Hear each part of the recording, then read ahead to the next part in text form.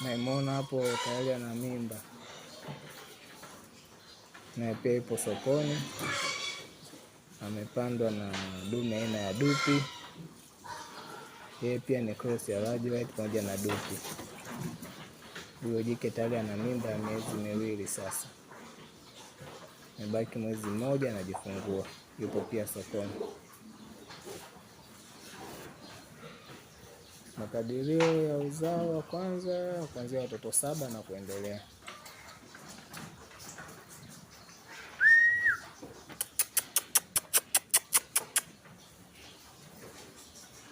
Alafu tuna huyu hapa dupi mwingine. Huyu ameshazaa.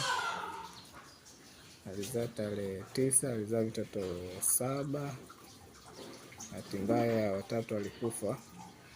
Mama alilalia bahati mbaya. Hao ndio watoto waliobaki. Ni cross ya dupi na large white. Baba alikuwa ni cross ya dupi, mama ndio huyo hapo alikuwa ni cross ya PT na large white.